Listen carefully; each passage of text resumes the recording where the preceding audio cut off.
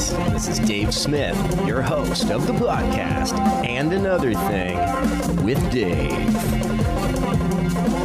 I want to thank our listeners from all over the world. We've got people tuning in from India, from Ireland, from Canada, Australia, Germany, and all over. Thank you so much for tuning in. In this episode, we're going to get into the U.S. military's indoctrination and recruiting practices. This is pretty crazy.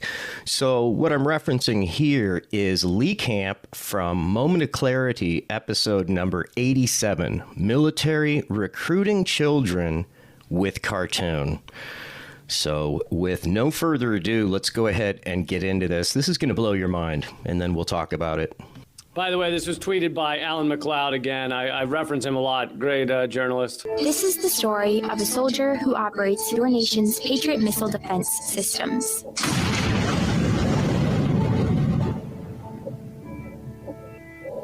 It begins in California with a little girl raised by two moms.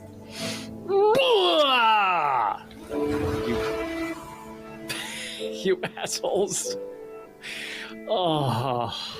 Although I had a fairly typical childhood, took ballet, played violin, I also marched for equality. I like to think I've been defending freedom from an early age.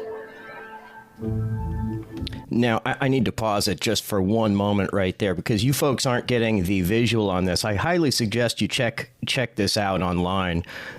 Lee Camp, Moment of Clarity, episode number 87. But what they showed is a beach, right? And this girl's name, Emma, right? Well, I came up with an acronym. I think Emma is an acronym for the Exxon Mobil Military Association. Just saying. Just saying. When I was 6 years old, one of my moms had an accident that left her paralyzed. Doctor said she might never walk again. She tapped into my family's pride to get back on her feet, eventually standing at the altar to marry my other mom. With such powerful role models, I finished high school at the top of my class, and then attended UC Davis, where I joined a sorority full of other strong women. But as graduation approached, I began feeling like I'd been handed so much in life, a sorority girl stereotype. Sure, I'd spent my life around inspiring women, but what had I really achieved on my own? One of my sorority sisters was studying abroad in Italy. Another was climbing Mount Everest. I needed my own adventures, my own challenge.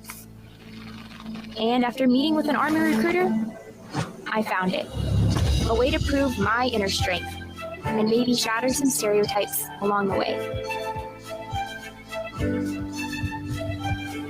I'm U.S. Army Corporal Emma Malone Lord. I answered my calling. Oh. Then they end with the screen saying, "What's your calling?" Oh my God. Unbelievable, right? Unbelievable, right? So on so many levels, and Lee Camp is going to break this down a little bit. We're going to listen to him. We'll chime in. But oh my God. So on so many levels, right out the gates, they're like, my two moms, right? So they're trying to sucker the LGBT community into joining the military to go have adventures. She needs an adventure of her own. So this reminds me of a bumper sticker. Yeah. I joined the Marines so I could travel to far-off distant lands, meet exotic people from exotic places, and then kill them. Yeah, so that's your adventure? No, go join a river rafting company or something for a summer job. Do that as an adventure. Oh my God! And what's she working in? Some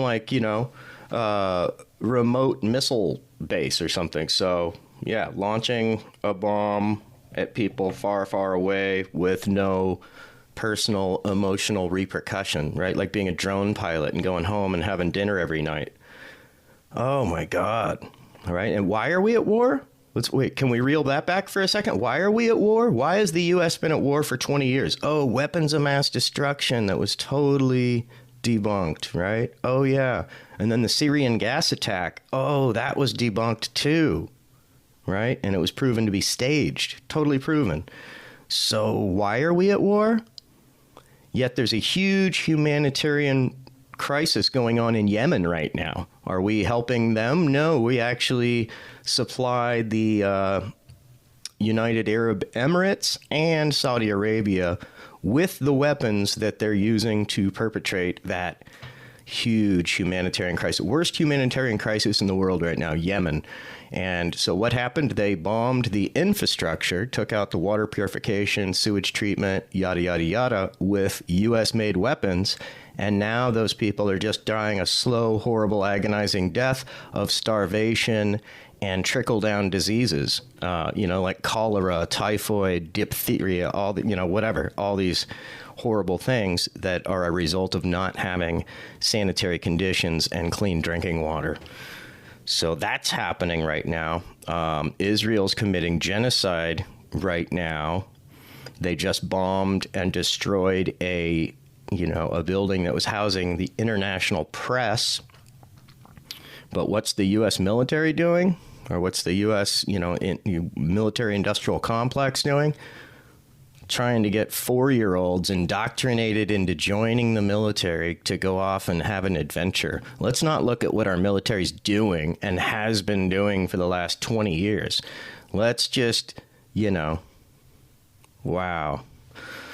Oh, my God. So now we're going to get into this second clip here, and this is equally infuriating.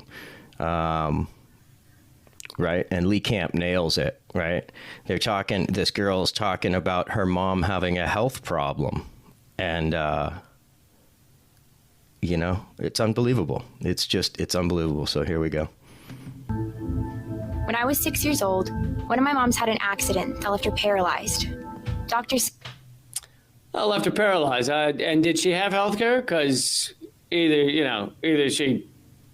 Either she had a high-paying job where she had good health care, or maybe she was ex-military and she had veterans benefits there, although even that system is, you can wait in line for a year to get a procedure through our military. So they're talking about health care.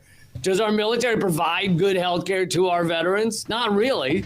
Although it's also hilarious that a lot of people sign up to the military so that they can get things like college and health care. Basically, the promises of our military are, wait for it, socialism. Yeah. So how's that for irony? We're the only industrialized nation in the U.S. that doesn't have some form of universal health care, right? Health care here is the leading cause of bankruptcy for people. It's unbelievable. And we don't have free college education. So, unbelievable. Unbelievable. But you join the military and you get all those socialist benefits. Free health care for you and your family. And he even goes into it. You get better banking. You get to join a military credit union. You can have USAA insurance, where you get insurance at a better rate. You get a better deal on buying a house. You get, oh my God, the VA loan. So, yeah, so join the military and we'll give you all the benefits that most other countries provide to their citizens. But you got to buy into the system and join the military first, right? Because got to keep that system going. It's interesting.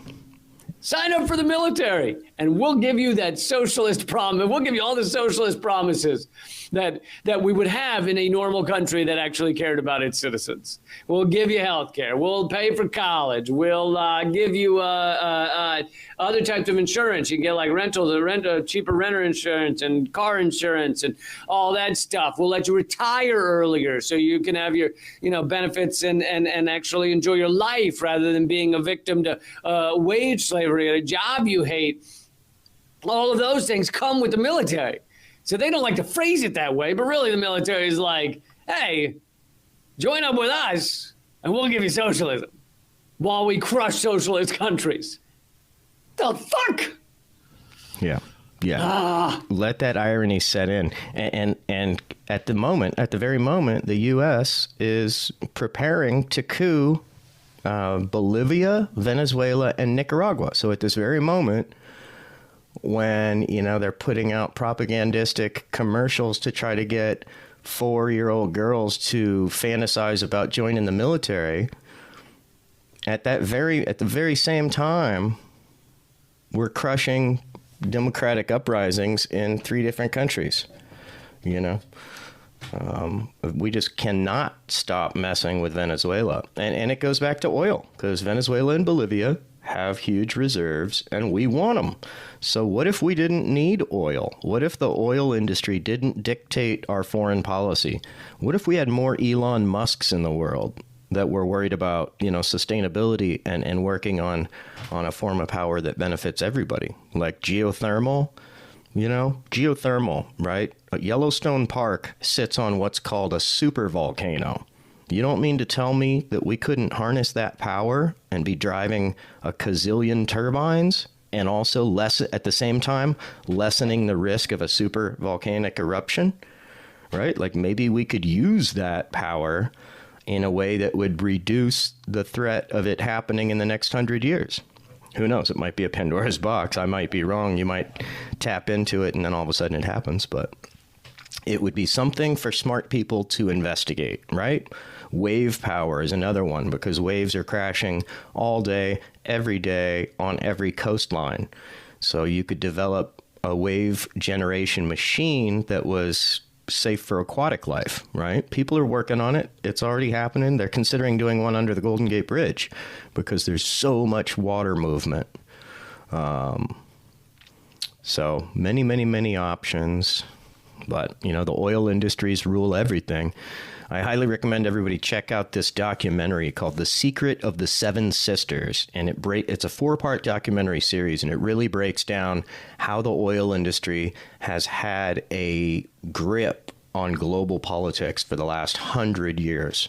How they either buy off politicians, assassinate them, overthrow countries, whatever it takes to keep that train going. And if you ever wonder how all gas stations price their gas within a few cents of each other, well, this breaks it down for you. They got together in Scotland and conspired to work together like a crime family, like a racketeer. Isn't that conspiracy and racketeering? 7 oil magnates working together to price fix the whole industry? Yeah, I think it is. I think that's the very definition. Anyway, I digress. Thank you for tuning in to another episode of And Another Thing with Dave. Let me know what you think about our new intro music here. Just designed this a few days ago. Anyway, much love to all our listeners, and, keep seeking the truth, people. Keep seeking the truth.